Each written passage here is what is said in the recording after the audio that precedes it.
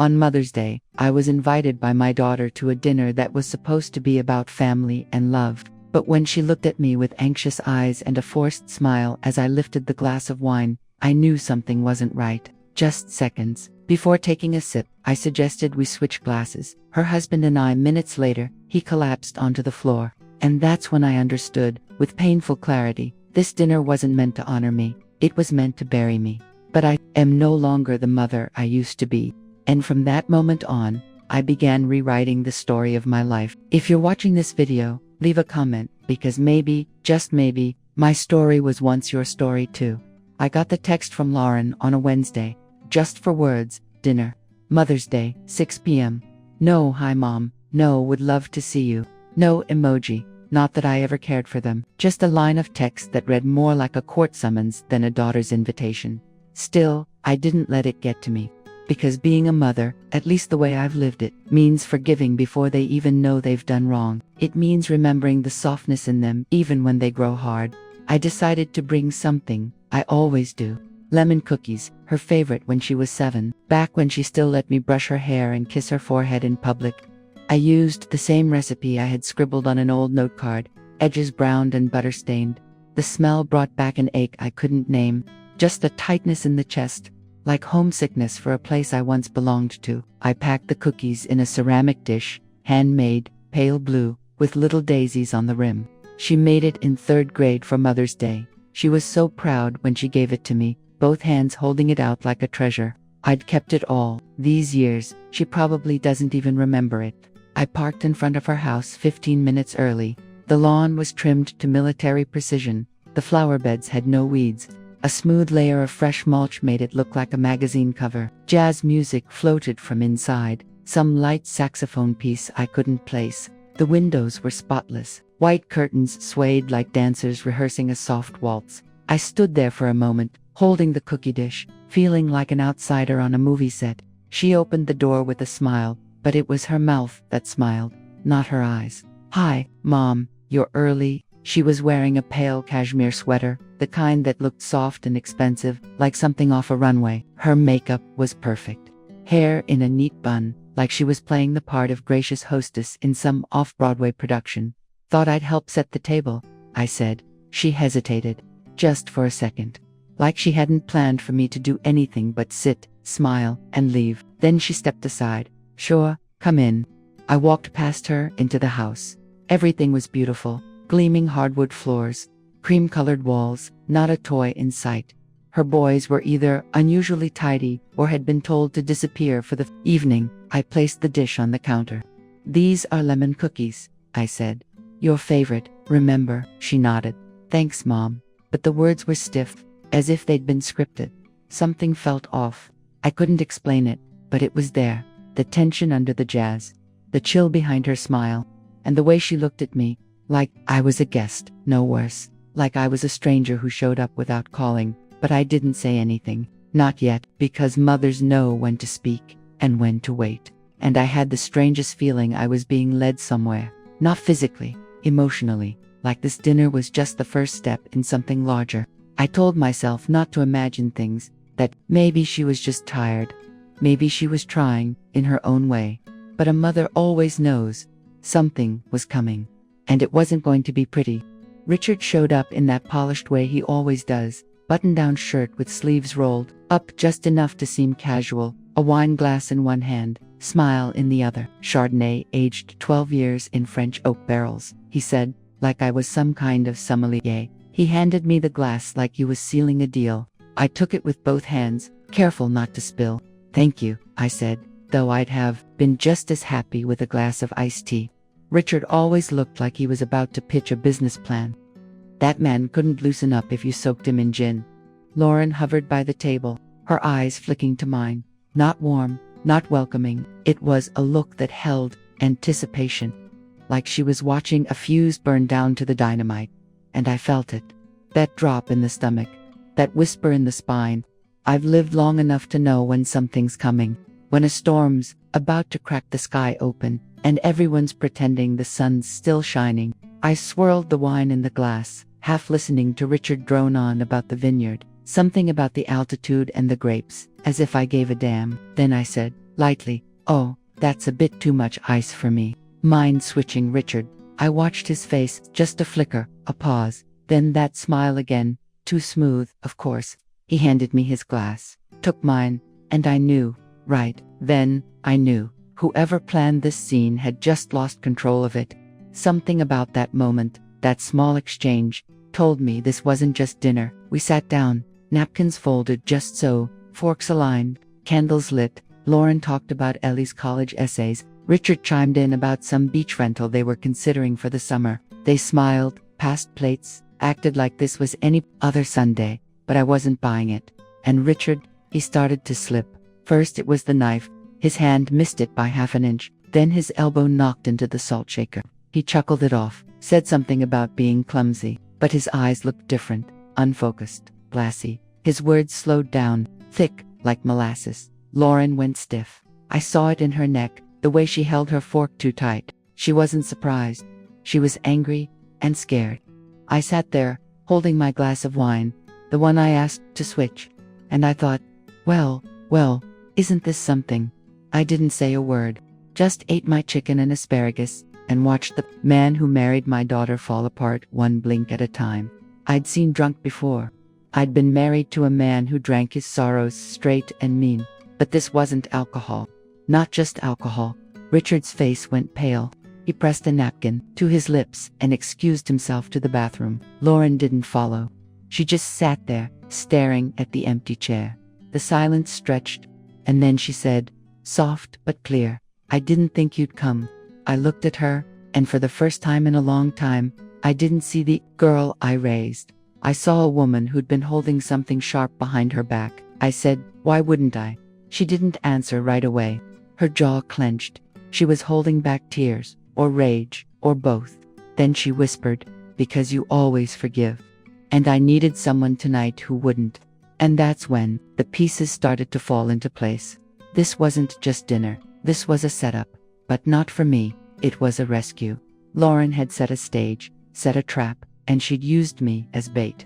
I looked toward the hallway, where Richard had gone. I heard nothing. Just the soft clink of the wind chime outside. The lemon cookies sat untouched on the counter. The dish she made me in 3rd grade, catching the flicker of candlelight. And in that moment, I realized she didn't need her mother to bring dessert. She needed her mother to witness something no one else would believe unless they saw it with their own 2 eyes. And now I had. It happened fast, faster than I think anyone expected.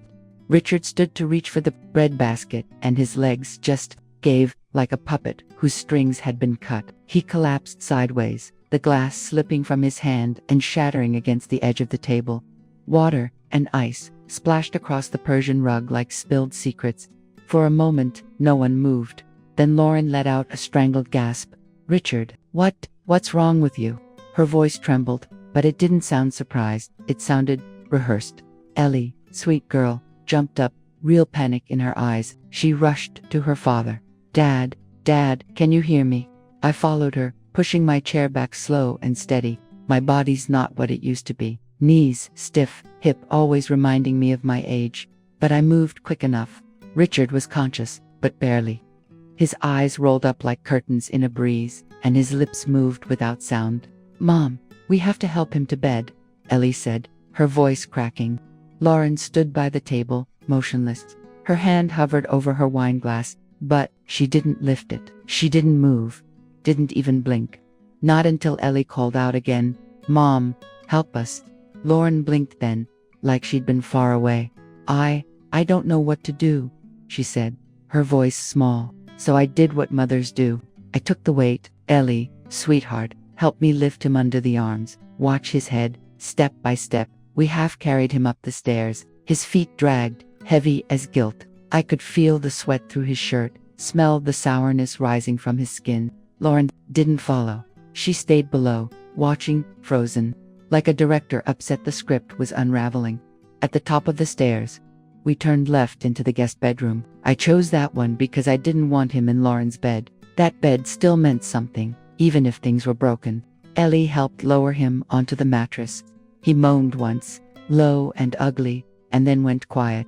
I'm calling someone, Ellie said, already pulling out her phone. Her hands shook. I'm calling Dr. Brooks. I nodded. Good girl.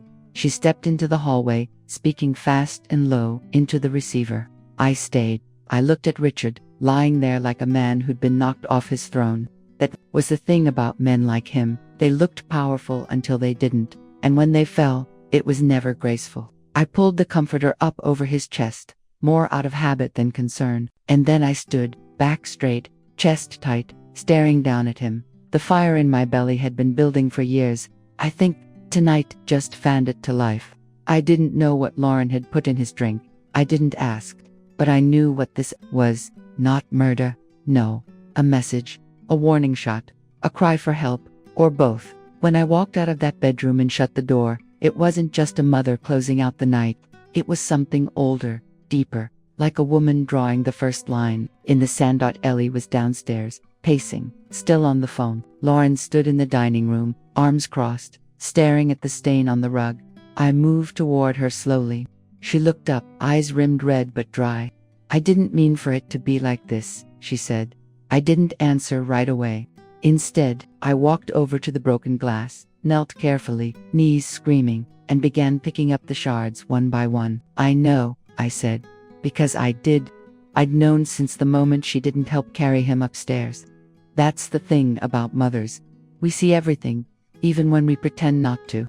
Lauren sank into a chair, her head in her hands. For the first time all night, she looked small.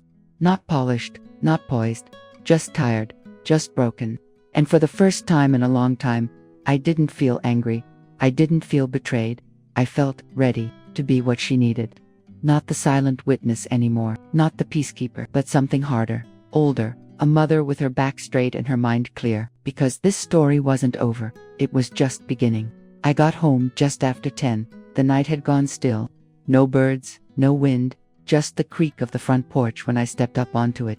That sound always made me feel like someone was waiting for me, even if it was just time itself. I walked into the kitchen and flicked on the light. That familiar, warm, yellow glow washed over the old pine cabinets and the chipped ceramic teacup I'd left by the sink that morning. I turned on the kettle, let the silence stretch it. It wasn't the good kind of quiet. The kind where you feel peace and breath and maybe the hum of the fridge keeping you company. No, this was the kind that wraps itself around your shoulders like cold, wet wool, heavy, unwelcome. I poured myself a cup of chamomile, 2 sugars, no honey, took it to the desk in the corner of the dining room. It was a roll top, walnut, scuffed at the edges. I ran my hand along the smooth wood, then reached into my apron pocket for the little gold key. It was warm from being next to my skin all day. I always carry it, not out of fear, out of habit, like carrying a piece of myself I don't show the world anymore. I unlocked the desk, pulled open the top drawer. Inside was a red folder, thick and worn at the spine. I slid it out slowly, setting it on the table like it might bite. That folder had sat untouched for months, maybe a year. But tonight, it called to me. I flipped it open, and there they were. The papers, the records, my copies of silence. Every time I paid a bill for Lauren, every time she said, "I'll pay you back soon, Mom, I swear," and I nodded, because she looked tired, or because Richard had that tone in his voice, or because Ellie needed braces. There was the invoice from the plumbing company, $7,200 for the pipe burst in their basement. A statement from the private school Ellie attended for 2 years before they switched her to public. I paid the upfront tuition. Lauren had said it was just to help get them started. The down payment on their second car, the stainless steel fridge with the touchscreen, the kitchen remodel, trips to Martha's Vineyard, Aspen, Sonoma, all with smiling photos sent in group texts that I wasn't included in. I never said a word, because mothers don't ask for receipts when they give love, but the numbers were there, cold, honest. I picked up a pen and started adding in the margins, not because I cared about the money, not really, but because I needed to see it. I needed to name the weight I'd been carrying, $962,482. That's what loving Lauren had cost me. I turned to the last page. A contract drawn up by my lawyer, Thomas, years ago. A quiet little document tucked beneath all the checks and printouts. It was legal protection. It gave me the right to withdraw financial support at any time. Something Thomas had suggested back when I started putting serious money into Lauren's life. Just a formality, he'd said. So you're not left holding the bag. Never intended to use it, until tonight. Until I saw my daughter stand by while her husband collapsed. Watched her play her part without lifting a hand, like a woman rehearsing grief before the funeral. And I realized, this wasn't about money. It was about boundaries. It was about reclaiming a voice I'd silenced for far too long, for her sake, for the sake of peace. I picked up the phone and dialed Thomas's number. He answered on the third ring, groggy but kind. "Hey there," he said. "Everything okay?" "No," I said. "But it will be." I told him what I wanted. Clear.com. He didn't ask why. He didn't need to. Thomas had known me 30 years. He was there when Lauren was born, held her at the hospital. He knew the kind of love that bore weight like mine. "I'll draft the notice," he said. "You want me to send it by mail or email?" "Email first, hard copy after." "And you're sure?" he asked gently. I looked around the room, the faded curtains, the ticking clock, the photo of Lauren at age 10 in a Girl Scout uniform on the sideboard. Her smile was wide and real back then. "Yes," I said. "I'm sure." After I hung up, I sat with my tea. Though it had gone cold, the silence in the room shifted, less heavy now, more like a pause between heartbeats. I wasn't angry. Not anymore. But I was awake, and for the first time in a long time, I felt like the ground under my feet was solid, like I wasn't waiting for something to crack. Lauren had made her choices. So had I. This wasn't revenge. It was clarity. And sometimes, that's the sharpest truth of all. The phone rang at 8:07 a.m. I was buttering toast, still in my robe, radio mumbling weather updates I wasn't really listening to. "Mrs. Hamilton," a young voice said, polite, rehearsed. The kind of voice trained to stay calm no matter what storm rolls in. "Yes, speaking. This is Sylvia from First Horizon Bank. I'm calling regarding an attempted withdrawal from your joint account, ending in 8,421. We weren't able to process the transaction. The card used was declined after multiple attempts." I didn't blink. Didn't flinch. "I see," I said, voice steady. "That's expected." There was a pause on her end. She wasn't used to people being ready for bad news. "Would you like me to flag it as suspicious activity?" "No need," I replied. "I removed the authorized access on that account yesterday. It's no longer a shared responsibility." "I understand. Thank you, Mrs. Hamilton." I thanked her, too. Hung up. I stood there a moment, the smell of warm toast filling the silence. It had begun. 5 minutes later, Richard called. Not text, not email, called. His name lit up the screen like a warning siren. I picked up on the third ring. "Hi, Richard." His voice was tight, controlled, but I could hear it unraveling at the edges. "There's been a problem with Lauren's access to the bank. She said her card's not working. Can't pull anything from the household fund. She thinks it might be fraud, or maybe a tech issue." "No," I cut in. "It's not fraud. And it's not a mistake." Silence. I could almost hear him blinking. "I've revoked her access," I said. "And I've informed the bank I won't be covering expenses on that account anymore. You'll need to handle things on your own from now on." There was a stunned pause. Then, he spoke, but this time, it wasn't polished. It was raw. "We didn't know. I mean, Lauren didn't," she thought. He faltered. "Richard," I said quietly, "you've both known exactly how much you've leaned on me. You just never thought the day would come when I'd say enough." He breathed out hard, like I'd slapped him. "We need help," he said, finally.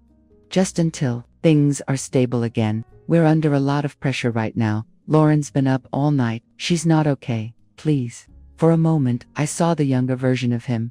That boyish charm, that practiced warmth. The man who once thanked me for helping them with a down payment by sending a store-bought fruit basket and a card with the wrong spelling of my name. "I'm sorry," I said, "but I've spent too many years helping, and not enough years being helped. I'm done." I hung up before he could say anything else. An hour later, I heard tires on gravel.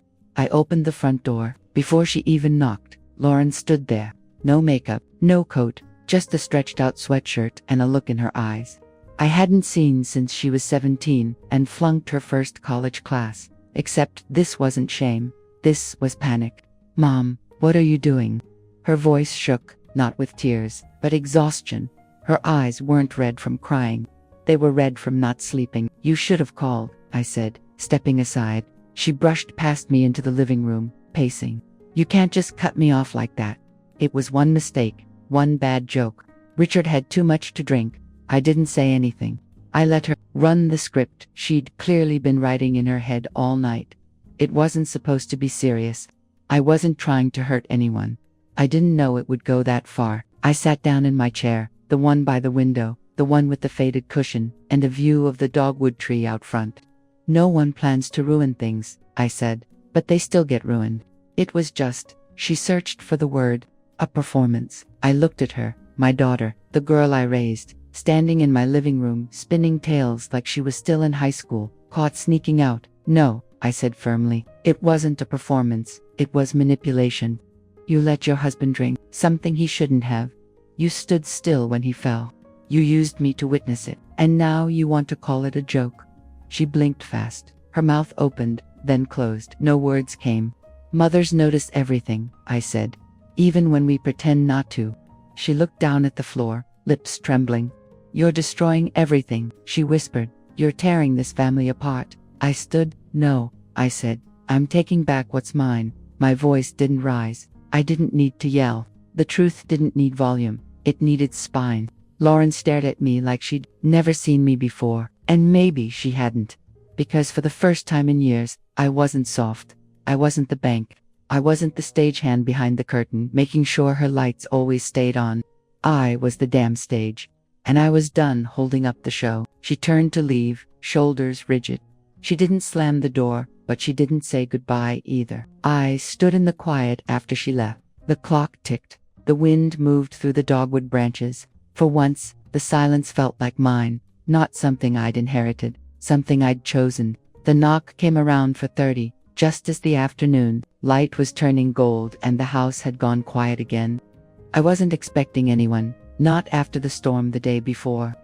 I wiped my hands on a dish towel and opened the door. Ellie stood there, backpack slung over one shoulder, hoodie zipped up all the way despite the heat. Her eyes were tired, but not red. Hi, Grandma, she said. Can I stay here tonight? No drama, no explanation, just that. I stepped aside. Of course, baby, come in. She walked in and dropped her bag by the shoe rack like she used to in middle school when I picked her up after volleyball practice. Her movements were quiet, careful, like she wasn't sure if the ground under her was stable anymore. I made her a glass of cold apple juice, the kind with pulp that she always liked, and we sat at the old kitchen table. The same table where I used to help her with math homework, where she once cried over a failed test, where we baked cookies with too much cinnamon one Thanksgiving.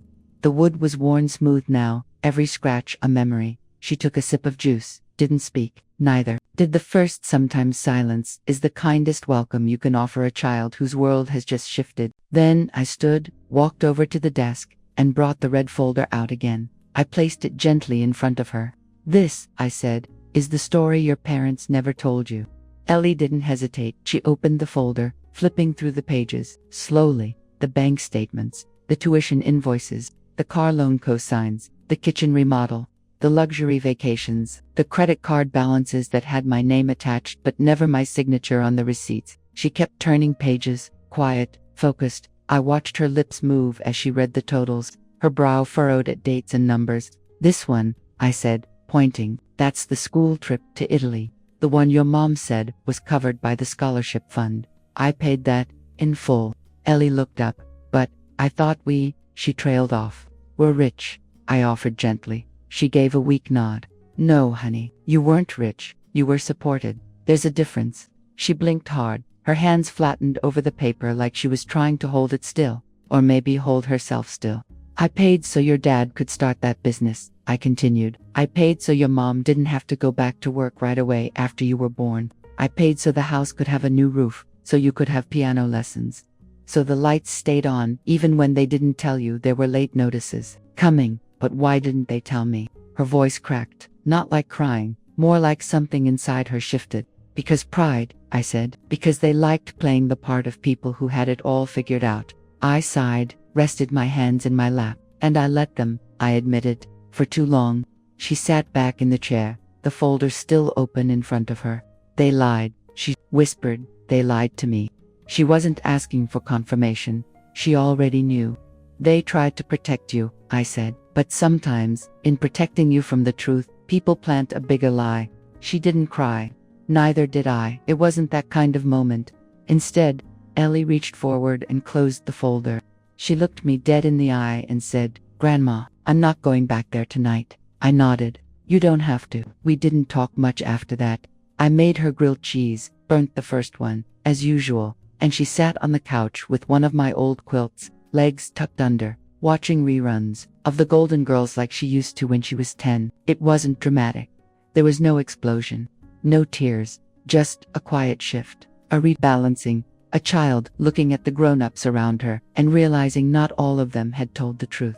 And maybe, just maybe, the one who stayed silent the longest was the one who loved her most. She chose where to sleep that night, and without saying it, she chose more than that. She chose her side. She chose me.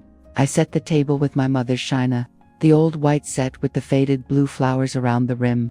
Nothing fancy, but it had history. It had been through real conversations, through laughter and arguments, and tears spilled just as easily as wine. Tonight wouldn't be any different. I invited Lauren and Richard for dinner, not to reconcile, not to punish, just to close the curtain. They showed up at exactly 6, right on the dot. That, too, felt like performance. Punctuality as a form of repentance. Lauren wore a beige wrap dress and just enough makeup to say, "See, I'm trying." Richard had on a blazer, no tie, bottle of wine in one hand and a bouquet of tulips in the other. The tulips were probably from the gas station down the road, but that wasn't the point. They smiled, too wide, like maybe flowers could buy back trust. Ellie had come earlier in the afternoon. She helped me prep the green beans and mash the potatoes, quiet but steady. She hadn't asked for permission to stay again, just brought her backpack and went straight to the guest room, like she knew where she belonged now. When the doorbell rang, she stood at the hallway arch, out of sight, but close enough to hear. She didn't say a word. I opened the door and greeted them with a nod. Not cold, not warm, just ... even. "Come in," I said. No hug, no pleasantries. They stepped inside like polite guests in a stranger's house. We sat at the table. No candlelight, no small talk. The air was still and thick, like the house itself was holding its breath.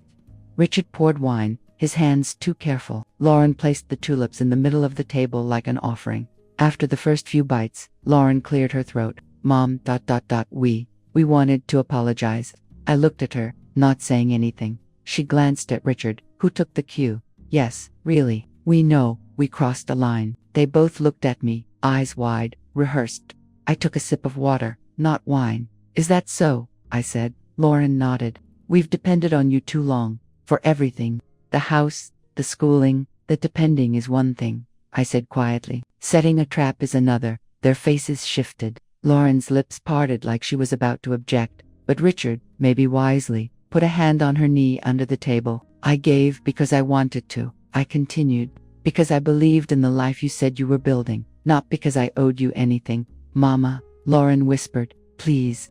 Her voice cracked like she wanted me to fill in the silence with comfort, but I didn't. Across the room, Ellie stepped forward. Her voice cut through the thick quiet like a blade. "If Grandma's not giving you money anymore, what's your plan?" Lauren turned fast, shocked, like she'd forgotten Ellie was even in the house. "Ellie," she said sharply, "this isn't something kids can understand." "I'm not a kid," Ellie snapped. "I'm the one who grew up watching you pretend to be someone you're not. I'm the one who thought we were rich because you wanted it to look that way." The table went dead silent. Ellie didn't sit, didn't back down, just stood there, all spine and truth, like she'd been waiting years for this moment. Lauren looked stricken. "We didn't lie to hurt you." "No," Ellie said. "You lied because it was easier than being honest, because it meant you could keep spending Grandma's money and calling it help." Richard ran a hand through his hair. He looked older in that moment, smaller. Then Ellie turned to me. "I'm not going home with them tonight." Lauren stood up. "Ellie, you're coming with us." "You can't just." "I can," she said. "I want to stay here with Grandma." Lauren opened her mouth again, then closed it. Her shoulders slumped. Something in her posture broke, like a tree bent too far in a storm. Ellie came to stand behind my chair. She didn't touch me, didn't need to. I didn't speak, because I didn't have to. She had just said everything I had ever swallowed. Every silent ache, every unspoken grief. Every time I'd watched them take and still ask for more. She spoke it all. I think we should go, Richard said quietly, rising from the table. Lauren stood slowly. She glanced around the house, like it was unfamiliar now, like she couldn't see her place in it anymore. Neither of them touched the tulips on the table. They just left them there, wilting already. At the door, Lauren turned back. I didn't mean for it to get this bad. I nodded once. You didn't mean for it to get seen. There's a difference. And with that, they left. The house was quiet again. Not heavy, not tense, just quiet. Ellie sat across from me and reached for another roll. You didn't even eat, she said. I wasn't hungry. She took a bite, then smiled a little. Good rolls, though. I smiled back. They are. We didn't say much more. We didn't have to. That night, as I folded the napkins and turned off the lights, I realized something. That wasn't just dinner. That was the end of an old role, and the start of something far more honest. A mother, a granddaughter. No more stage, no more pretending. Just the truth. Finally sitting at the head of the table, Marcia showed up just after lunch. Same as she's always done. No call, no warning. Just that knock knock knock on the screen door, and the smell of something buttery wrapped in a checkered cloth. Hope you're not on some fancy diet, she said, holding up a tin of pecan shortbread. They've got enough butter to stop a clock. I laughed. You brought death in a cookie. I'm touched. We settled on the front porch, just like we had, since the early 80s when our kids were still in training wheels and we thought 40 was old. The lavender patch out front swayed lazy in the breeze, bees hovering low, doing their quiet work. It was warm, but not hot. One of those good afternoons when the world feels smaller, manageable, safe. Marcia poured us each a glass of sweet tea from the pitcher I'd set out earlier. The ice had melted some, but it didn't matter. It tasted like home. So, she said, lifting her brows, they come crawling. I didn't bother pretending not to know what she meant. They came, I said, setting my glass down, on time, dressed nice, bearing wine and supermarket tulips. Marcia snorted. Gilt arrangements. I nodded. They smiled like nothing ever happened, like they'd never watched me carry their life on my back for 20 years. She leaned back, one arm slung over the side of the rocker. And you? I didn't smile, I said. Didn't need to. I just let the truth do the talking. I told her everything. From the night Richard's legs gave out to the silence that followed. The red folder, Ellie's choice, the way Lauren's face twisted when I said I wasn't paying anymore. Marcia didn't interrupt, not once. She just listened, nodding at the right places, never hurrying me along. That's what old friends are. They don't fix you. They don't prod. They just hold space. Did you really take Lauren off the account? She asked finally. I nodded. Tuesday morning. I called Thomas the night before. Marcia took a sip of tea, then whistled low. Damn, what if she sues? I've got enough paperwork to crush that idea before it starts, I said calmly. Every transfer, every check, every loan, every just, until next month, it's all there. She looked at me then, long and steady. You've been collecting receipts while pretending you didn't care. I used to care, I said. Too much. She reached out, patted my knee. You were never a normal mother. I raised an eyebrow. That a compliment or a diagnosis? Both, she grinned. You didn't do the whole step back and let them fail thing. You stepped in. You carried, and when they thought they'd wear you down, you outlasted them. We sat quiet for a moment. The lavender rustled, soft and steady. Across the street, the neighbor's dog barked twice, then gave up. Marcia leaned forward. You okay? I thought about that. Really thought. For the first time in years, my chest didn't feel tight. My jaw wasn't clenched. I wasn't scanning the horizon for the next fire to put out. I took a breath, long and deep. Yeah, I said. I think I am. It surprised me how much truth there was in that. I wasn't just okay because they were gone. I was okay because I'd finally stopped bleeding in silence, stopped hiding the wounds behind motherhood and obligation. Ellie stayed another night. No argument, no discussion. Just unpacked her schoolwork at the kitchen table and asked if I had any leftover meatloaf.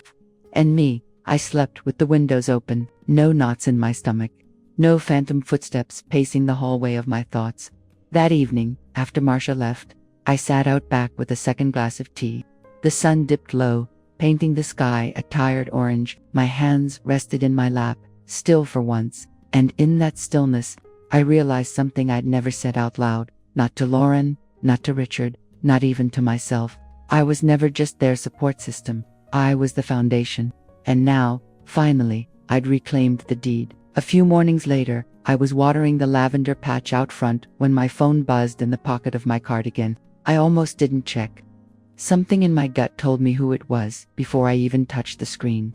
The message was from Lauren, short, cold, blunt, like everything had been between us for years now. Beneath the polished smiles and polite thank, "You're destroying this family. I want to talk. Seriously." No "hi, Mom." No punctuation beyond the period at the end of that last sentence, as if that made it more official, more commanding. I stared at the message for a long second, not because I didn't know how to answer, but because I finally knew that I didn't have to. I clicked the side button. Screen went black. Then, with a few simple taps, I blocked her number. That was it. No fanfare, no announcement, just silence. Real, intentional silence. I slipped the phone back in my pocket and turned back to my lavender. The stems were full now, deep purple, soft-scented in the breeze. I'd planted them years ago, back when I thought I'd have grandkids running barefoot through the yard every weekend, back when I thought Sunday dinners and borrowed Tupperware would be enough to hold us all together. Back then, I'd cut lavender to give away, bundled it in string dots, sent it home in the backseat of Lauren's car, hoping maybe the scent of something growing might soften her. Now, I trimmed for myself, not to give, just to tend, to care without expecting anything in return. I stood there for a long while, just me, the bees, and the early sun. There was no music, no chaos, just the soft snip of garden shears and the distant hum of a world that didn't owe me anything. And for the first time in a long, long while, I felt completely right. Not happy, not triumphant, just right. There's a kind of peace that comes after you stop defending your name, after you stop explaining to people who already made up their minds, after you stop breaking your back to hold up a house where no one leaves the porch light on for you. That was the peace I found that morning, standing alone in my garden, holding a small bouquet of lavender in hands that had given too much for too long. Lauren's message didn't make me angry. It didn't wound me, because it wasn't about me anymore. It was about the version of me she needed to blame, because owning her part in this would mean giving up control. I didn't want to fight her. I didn't want to win. I just didn't want to be the stage anymore. The one she stood on, the one she rehearsed on, the one she scraped her heels across, expecting me to stay still and quiet and strong. I had done my part, raised her, rescued her, funded her future while setting mine aside. And now, I had stepped off the stage. Let her perform, in the echo of her own choices. I sat on the porch later that afternoon, warm mug in hand, the scent of the trimmed lavender still clinging to my sleeves. Ellie came out and sat beside me, homework in her lap, quiet but close. She didn't ask about her mom's texts. Maybe she knew, maybe she didn't need to. She just leaned her shoulder gently against mine and said, "It smells like summer." And I smiled, because it did, and because some seasons are quieter. But that doesn't make them empty. Sometimes, they're the most honest ones we get. And, sometimes, the only thing louder than justice is silence, the kind of silence that only comes when you finally stop living for the applause. It was late afternoon when Ellie asked me the question. I was by the window, gently watering the orchid I've somehow managed to keep alive for the last 6 years, the same one Lauren gave me on a Mother's Day long gone. It hadn't bloomed in a while, but the leaves were still green. And I figured that was enough. "Grandma," Ellie said, her voice soft but clear, "do you think you'll ever forgive Mom?" I didn't answer right away. I watched the water soak into the soil, darkening it like ink on paper. I stood there a minute longer, letting the orchid drink, letting her words settle. Finally, I turned and said, "I'm not sure, sweetheart. Right now, I don't think so. Maybe someday. But not today. I still need time." She nodded. Didn't push. Just sat on the couch with one of my old patchwork quilts folded in her lap, her eyes on me like she knew I was still trying to find the right shape for my answer. I moved to sit beside her, my hands resting in my lap, thumb rubbing absent-mindedly over the line where my wedding ring used to be. Funny how many years I'd spent thinking time would heal everything, when what I really needed was clarity. I thought about the nights I worked 2 shifts at the diner when Lauren was little. I thought about walking home in the snow, my socks wet through my shoes, dreaming of the day my daughter would say thank you without needing something after. I used to think that if I just gave enough, loved hard enough, sacrificed completely, it would be enough. Turns out, love needs boundaries too. Unconditional love without self-respect isn't love, it's surrender. That evening, we sat on the porch together, me and Ellie, under the soft glow of the fairy lights tangled in the jasmine vine. The sun had slipped behind the trees, leaving the air cool and quiet. "Do you regret cutting them off?" she asked suddenly. She wasn't accusing, just curious, just open. I looked out across the yard, where the wind nudged the swing gently like a memory trying to return. "No, honey," I said. "I don't regret it." I paused. "I only wish I'd done it sooner." The words came out steadier than I expected. No shaking voice, no lump in the throat. I looked over at Ellie, and she looked back at me with something I never quite found in Lauren's eyes. Not in all her birthday cards or her Mother's Day bouquets. Truth, real, raw, honest truth. Not painted over or pressed into performance. Ellie reached over and took my hand. "I think you're the strongest person I know," she whispered. I didn't answer. I just held her hand and let that truth fill a space in me I'd been trying to patch up for decades. There's a kind of peace that settles when you stop pretending to be the version of yourself that everyone else needs. For most of my life, I was someone's mother, someone's wife, someone's foundation. I was dependable. I was quiet. I was always there, but sitting there, beside the only person who truly saw me, not what I gave, not what I could be used for, but me. I started to remember my name. Not Mom. Not Honey. "Can you help us out just this once?" Not "she understand." Just ... me. I'm not sure I'll ever be able to explain what that kind of remembering feels like, but it's like breathing after holding your breath for years without knowing. It's like waking up and realizing you've been asleep with your eyes open. Ellie laid her head on my shoulder. "You're not alone," she said. And for the first time in a long time, I believed it. I didn't need Lauren to call back. I didn't need Richard to say sorry. I didn't need anyone to validate the choices I made or the silence I kept or the money I gave. I just needed to sit here with the one person who chose me without strings. Maybe forgiveness will come. Maybe it won't. But even if it never does, I know this much. I am not a villain for reclaiming my voice. I am not cruel for protecting my peace. And I am not broken because I said no. In this house, under this porch light, with Ellie by my side, I am whole. I am heard. And for once in my life, I am mine. I hadn't driven down Willow Creek in months. Not since the night of the final supper, as I quietly started calling it. Not since I stopped being the background to someone else's show. But that afternoon, I had to swing by the old post office for some paperwork, and the route curved right past Lauren's house. Out of habit more than curiosity, I slowed down. There it was, once proud, once polished, now still.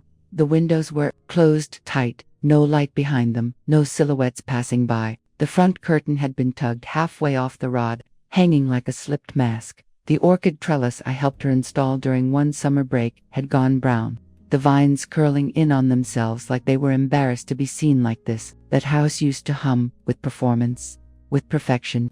Fresh mulch, overpriced planters, soft jazz playing on invisible speakers. Now it looked like a stage after the play's final bow. Empty, silent, a shell.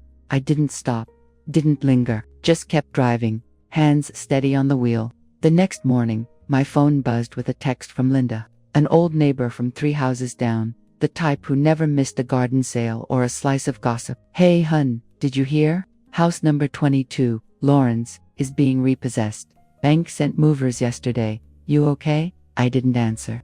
Not because I was shocked, but because I already knew. I'd stopped covering the mortgage 3 months ago. The bank didn't hesitate once the safety net vanished. That's the thing about systems. They don't give second chances out of sentiment. The rumors had started trickling in, not long after that. Not from me. I never breathed a word. But this town had eyes and ears. And once the shine wore off Lauren's front porch, folks started squinting harder. They said she got dropped from a big design project downtown once her financial history came to light. Too many whispers about how long she'd leaned on mommy's money. Clients don't like unstable foundations, especially when you're the one supposed to be designing theirs. Then came the whispers about Richard. Short-term loans, car title pawned, living off borrowed time, and bad credit. No one wanted to work with a man who never seemed to bring more than his handshake to the table. One night, about a week after Linda's message, my phone rang. "Lauren," I almost didn't pick up. But something in me said to listen. not to save, not to fix, just to hear. Her voice cracked the moment I said hello, Miem. She started, the word trembling. I'm sorry. We lost everything. The house, the business. I don't have anything left. I don't know what to do. I sat at the kitchen table, hand resting on the rim of my mug. What do you want from me, Lauren? I asked, calm, not cold, just ... settled. There was silence, no drama, no defense. Then she whispered, nothing. I just needed to say I'm sorry. I just wanted you to know. I finally understand everything you tried to teach me all those years. I get it now. I didn't say a word, not because I was angry, not because I didn't care, but because sometimes there's nothing left to add once truth has finally shown up. And for the first time in her life, Lauren didn't beg. She didn't bother. She didn't ask for help. She just cried, quietly, and then hung up. I sat there for a long time afterward, staring out the window. The sky was turning gray, and the rain began to fall soft against the glass. It wasn't sadness I felt, or victory. It was something quieter, something like rest. A few days later, I received a letter in the mail, handwritten, folded neat, in a pale blue envelope. Ellie, her cursive leaned slightly to the right, careful, thoughtful, like her. Grandma, Mom and Dad are staying with one of Dad's old college friends. It's not stable, but they're trying to make it work. I don't hate them. I just don't know if I can trust them yet. Thank you for not staying silent this time. Thank you for showing me what strength looks like when it's quiet but firm. Inside the envelope was a photo. Ellie, standing in front of a red brick university gate, one hand holding a letter, the other holding a small bouquet of sunflowers. Her smile was so bright it looked like it had burned through the morning fog. She didn't need to say more. That picture said it all. She had made it, on her own path, her own strength. And in that moment, I didn't feel loss. I felt completion. Not every ending needs an applause. Sometimes, the quiet ones, the ones without spotlights or closing speeches, are the ones that matter most. Lauren and Richard's downfall wasn't my revenge. It was their receipt, and I finally paid my last bill the day I stopped being their foundation. Now, I'm just me again. And for the first time in decades, that feels like enough. I wake up before the sun touches the window. Not because of an alarm. Not because someone needs me. Not because I have to be anywhere for anyone. I wake because I do. Because this is the kind of morning I've grown to love. Quiet, clean, without a single demand on my time. Just me and the day, meeting without pretense. I shuffle into the kitchen, still barefoot, still in the old blue robe Ellie gave me 3 Christmases ago. The cuffs are frayed. The belt's been tied so many times it's nearly lost its shape. But it's soft, familiar, like the life I've finally chosen. I pull out the tin of chamomile flowers I've been saving, real ones, dried in sunlight, not the crushed up grocery store bags. I used to keep them for company, for occasions. Funny how I thought I wasn't worth the good things unless someone else was watching. I make a fresh pot and pour myself a cup, hands wrapped around the warmth like prayer. These days, I spend my mornings helping a few women at the community center down the road. Most of them are younger, juggling toddlers and 2 jobs, trying to get their GEDs or understand how credit works. I teach them math, basic stuff, budgeting, fractions, balancing a checkbook, though most don't use checks anymore. We laugh a lot. Sometimes they cry, and I don't rush them. I just sit beside them until they're ready to keep going. They don't know who I used to be. They don't know that I once poured close to $1 million into a life that didn't see me. They don't know that I transferred that same amount into the community fund last winter, quietly, under a trust that doesn't bear my name. I don't need a plaque. I've had enough labels in my life: mom, wife, helper, doormat. Let the work speak louder than the memory of who I was. Thomas drops by sometimes, my lawyer friend with his dry sense of humor, and that old leather briefcase he refuses to replace. He brings me little things, a jar of local honey, a book he thinks I'd like, or just himself, in need of someone to share silence with. We sit out back with tea and talk about people and laws, and why the two rarely fit together. He tells me about messy divorces and hopeful adoptions. I tell him about the women I teach who learn how to add numbers and subtract regret. There's no flirtation between us, just a soft companionship, the kind built on showing up and shutting up at the right time. Ellie visits almost every weekend. She's taller now, more thoughtful, that teenage mix of sarcasm and sincerity that always catches me off guard. She still drinks my homemade juice with both hands wrapped around the glass like she did when she was 6. No soda, no iced coffee, just the juice. She tells me about her classes, her roommate who talks in her sleep, and the professor who plays music before lectures. She also tells me that her mother, Lauren, has been texting her lately. Mom sent me an apology. She said last week, sitting cross-legged on the couch, didn't say much, just said she's sorry for how she made me feel. I waited, sipping tea. I didn't reply with words, Ellie added, shrugging. Just sent a heart emoji. She smiled, then, small, sad, brave. I didn't tell her what to do, didn't tell her how to feel. That's not my job anymore, not the way it used to be. I just pulled her in and kissed her hair, thankful for the second chance I'd been given, not with Lauren, but with Ellie, with someone who saw me not as a giver, not as a ghost, but as a person. That night, after the dishes were done and the porch light clicked off, I climbed into bed.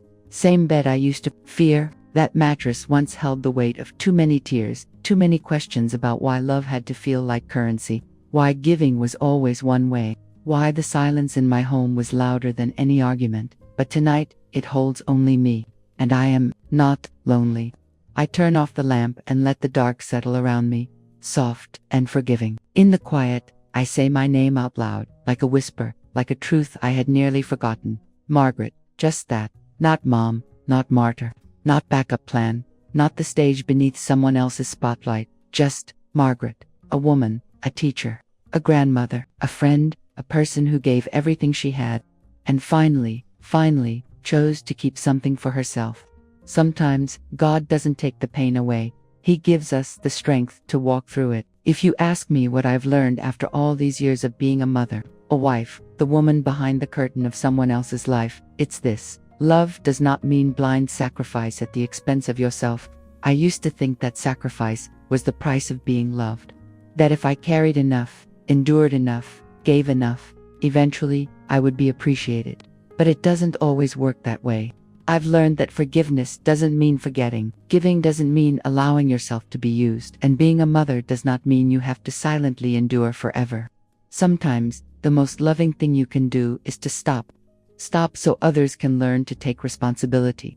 Stop so you can begin to heal. Stop so the ones you love can finally see your dignity, not just the curve of your back from carrying too much.